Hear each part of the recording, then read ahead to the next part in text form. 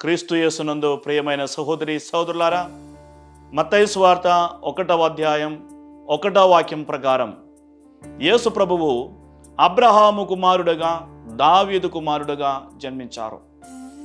ఇది చాలా ముఖ్యమైన ఒక విషయం. అబ్రహాము కుమారుడుగా అంటే అందరికీ సంబంధించిన వ్యక్తి అని అర్థం. ఆదికాండము 12వ అధ్యాయం 3వ వాక్యములో యావే దేవుడు అబ్రాహాముతో చెప్పారు, నీ సంతతి ద్వారా సకల మానవులు ఆశీర్వదింపబడతారు. యేసు ప్రభువు అబ్రహాము కుమారుడిగా జన్మించారంటే సకల మానవులను ఆశీర్వదించడానికి జన్మించారని మనం అర్థం చేసుకోవాలి. యేసు ప్రభువు దావీదు కుమారుడుగా కూడా జన్మించారు. ఆయన రాజవంశానికి చెందినటువంటి వ్యక్తి అని కూడా ఈ యొక్క విషయం నుంచి మనం అర్థం చేసుకోగలుగుతాము. రాజులు ప్రజలను పాలించే వ్యక్తులు. యేసు ప్రభువు ప్రజలను పాలించడానికి వచ్చారు.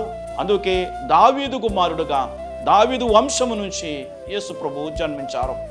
ఆ తర్వాత యేసు ప్రభువు వంశావళిలో చాలా ముఖ్యమైన కొన్ని విషయాలు మనం గమనించగలుగుతాం. చాలా అరుదుగా వంశావళిలో స్త్రీల పేర్లు కనబడతాయి. కానీ యేసు ప్రభు వంశావళిలో తామారు, రాహాబు, రూతు, బేత్షెబా అనే 4 స్త్రీలు కనిపిస్తున్నారు. ఈ 4 స్త్రీల్లో అన్యురాలు ఉన్నారు, పాపాత్మురాలు ఉన్నారు, అన్ని కోవలకు చెందిన వాళ్ళు ఉన్నారు.